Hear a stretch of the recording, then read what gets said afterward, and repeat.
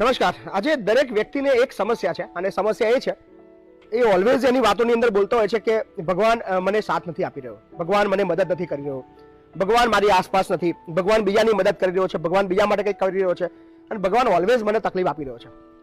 શું આ વાત સાચી હોય છે ખરી? તમે ક્યારે એવું વિચાર્યું છે કે તમારા જીવનની અંદર જે તકલીફ આવી રહી છે, જે સમસ્યા છે, આના માટે જવાબદાર ફક્ત ભગવાન જ છે અને જે બી મુસીબતો તમારા જીવનની અંદર આવી રહી છે એની અંદર તમારો કોઈ રોલ છે જ નહીં, એમાં તમારો કોઈ ભાગ છે જ નહીં. હા, ઘણી બાબતો એવી છે જેની અંદર તમારો કોઈ રોલ નથી હોતો, તમારો કોઈ ભાગ નથી હોતો, પણ આફ્ટર તમારા સક્સેસ થવાની શરૂઆત પછીની જે વાત છે એની અંદર જે બી સમસ્યાઓ આવે છે એ તમારી પોતાની સર્જિત કરેલી હોય છે. એ સમસ્યાના જવાબદાર એકમાત્ર તમે હો છો. પણ દોષ આપણે ભગવાન આપતા હોય છે અને એવું કહીએ છીએ કે ભાઈ કિસ્મત મારું ખરાબ છે, એ કિસ્મત સારું નથી, કે આ બધું છે, ભગવાન આ બધું મારી સાથે રમી રહ્યો છે. પણ ભગવાન રમી નથી રહ્યો. ભગવાનનો આખો સિદ્ધાંત છે, ભગવાને આખી બધું સેટ કરેલી આખી એ ગણિત છે. એ ભગવાન તમને તમારા જે નિશ્ચિત શાંત સુધી પહોંચાડવા માટે મદદ કરી રહ્યો છે, મહેનત કરી રહ્યો છે. એવું કહી શકાય.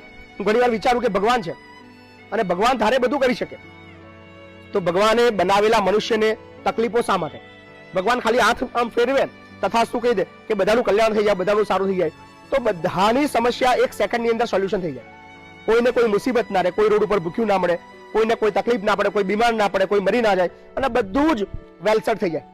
શું આ કરવાથી આ જે સૃષ્ટિ છે એ ચાલે ખરી? ન ચાલે. એટલે ભગવાનનો આખી જે સૃષ્ટિ ચલાવવા માટેનો જે સિદ્ધાંત છે, જે એનો નિયમ છે અને એનું જે એથિક્સ કહેવાય એ ખૂબ જરૂરી છે. સો દરેક વ્યક્તિને બિઝી રાખવા માટે, કંઈક કરવા માટે, બીજા માટે કંઈક વિચારવા માટે, પોતાના માટે સક્સેસ થવા માટે આ જે કર્મના સિદ્ધાંતો જે છે બનાવ્યા છે એ બહુ પ્રોપર છે. એટલે તમારા જીવનની અંદર જ્યારે પણ મુસીબતો આવે સમજજો ભગવાન તમને કંઈક આગળ લઈ જવા માટે મહેનત કરી રહ્યો છે, તમને એ લેવલ સુધી પહોંચાડવા માટે મહેનત કરી રહ્યો છે. બાકી તમને એવું લાગે કે તમે સક્સેસ થઈ ગયા તો તમે સ્ટોપ થઈ જવાનો છો, તમે સ્થિર થઈ જવાનો છો, તમે કશું નવું વિચારવા નથી. સો ઓલવેઝ ભગવાન તમને મુસીબત આપવાનો છે.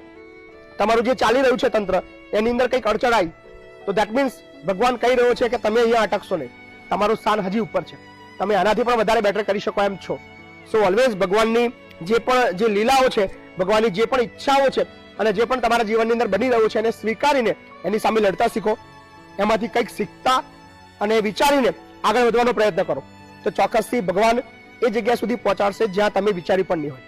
સો ભગવાનના દરેક કામને દિલથી વધાવો, ભગવાનને કહો થેન્ક યુ ભગવાન. અને આ એટલા માટે બોલી રહ્યો છું કે મારા જીવનની અંદર મેં પણ બહુ સમસ્યાઓ જોઈ છે અને મને ઓલવેઝ થતું કે ભગવાન તું મારી સાથે આવું કેમ કરે છે? હું આટલું સારું કરવાનો પ્રયત્ન કરું છું, બીજા માટે કંઈ કરવાનો પ્રયત્ન કરું છું,